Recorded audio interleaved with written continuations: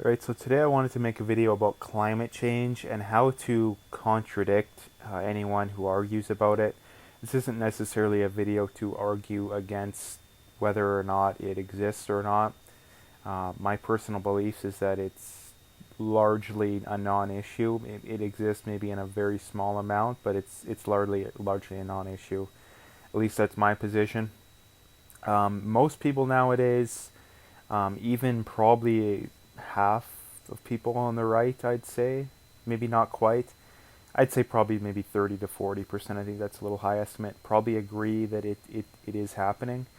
I think I've seen a poll in Canada to where I think it's about 35% of people aren't, or I believe it's either not happening or it's not nearly to the extent to where, um, the government would have you believe. So with all the propaganda, that the climate alarm has put out, the fact that that many people, a third of people, don't even believe it, it's pretty telling, I'd say.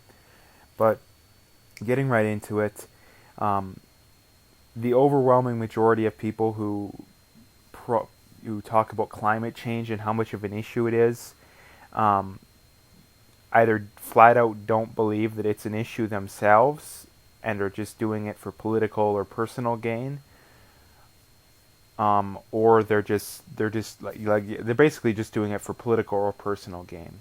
And the reason why is that if you believe in a moral or ethical concept, and climate change is that humans are damaging the earth, to the point to where people might die, part of the earth may be unlivable. If you believe that, well then you need to implement consistent and consistent moral and ethical policies when going about dealing with it.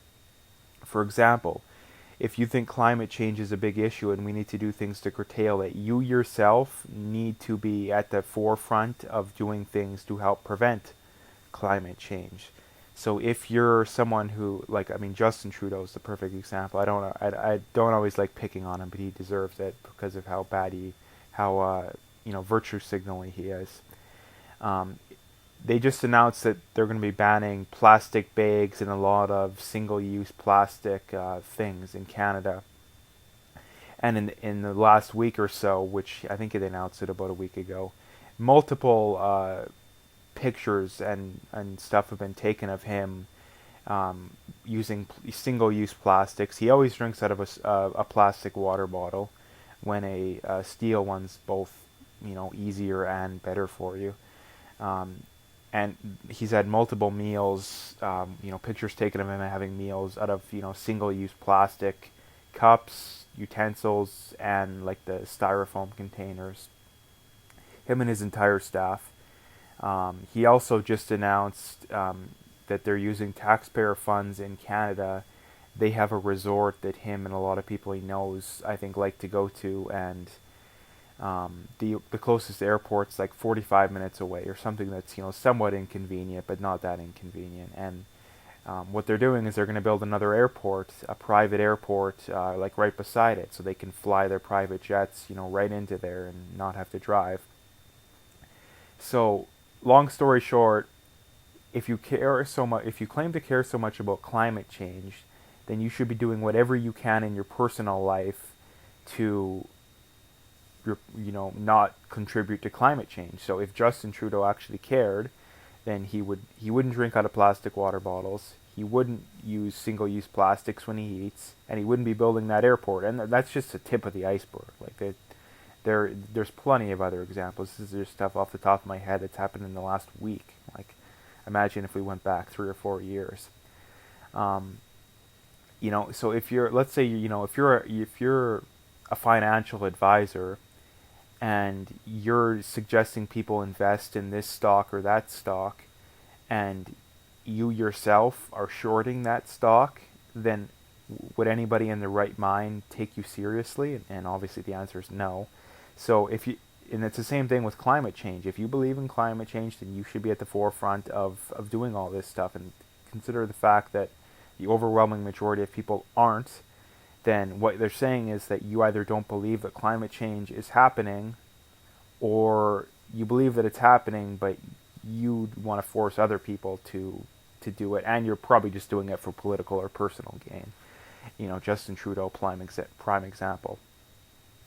Another way of contradicting people on climate change, which is, I think one is all you need, but there's another one. Actually, there's more than one other one, but the whole, refugees issue that's going on nowadays, and immigration too. It's something, the overwhelming majority of people who claim to be refugees aren't. But let's just say immigration. If you're claiming that climate change is a big issue, then you should be for limited immigration from the third world to the first world, because if you come from the third world to the first world, then your climate footprint goes way up. So if you claim to care so much about climate change, then you should be for reduced immigration. And considering the fact that people who are climate alarmists or climate change, people who believe in climate change tend to be on the left. People who are for mass immigration tend to be on the left. Those are contradictory positions in every way, shape, and form. And if you have contradictory positions in your beliefs, no one should take you seriously.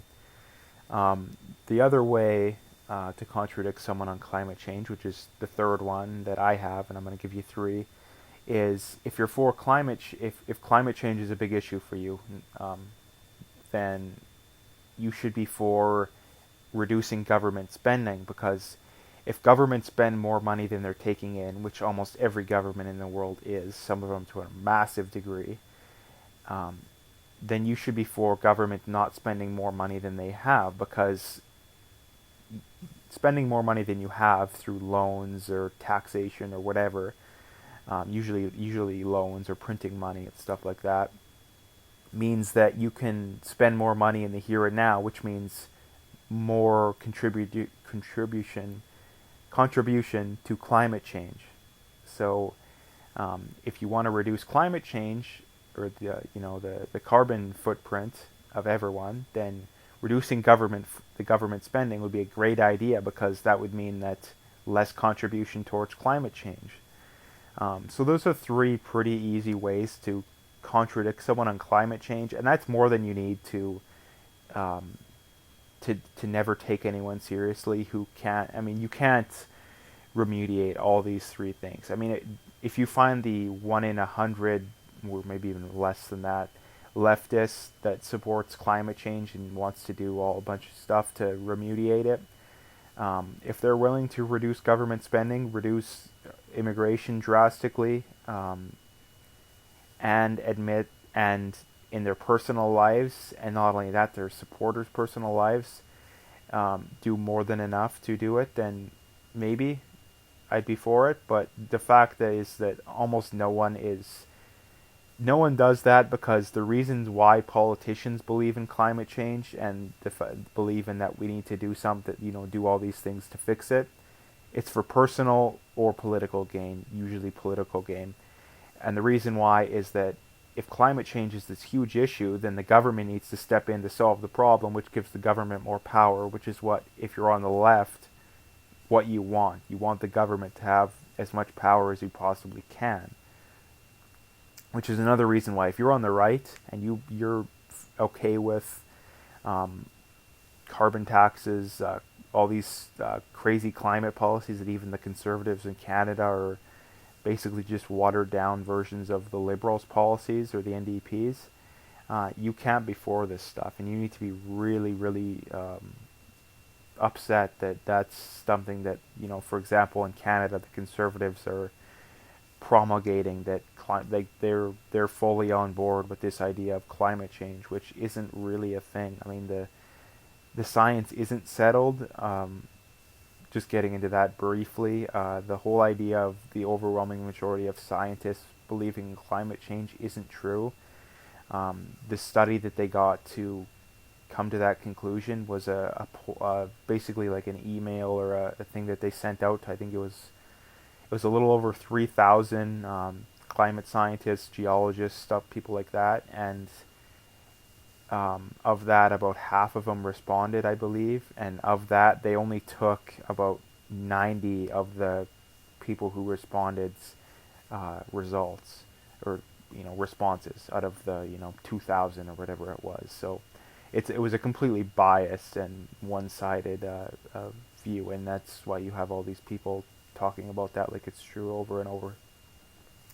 The last thing I would mention too about climate change is something that's also recently happened in Canada, is that whenever you hear politicians who are big on this idea of the climate alarmists, I guess the best way to put it, is that they repeat it over and over and over and over and over again. And you recently had I don't remember who it was, but it was a high-ranking politician in Canada who was at a party like a little tipsy, and she said that yeah, that's basically how we do it, is that we just repeat it over and over again. And she literally cited the Nazis, that's what the propaganda guy from the Nazis, that's what he said, is that he would if you repeat something enough over and over again, people will believe it no matter how crazy it is.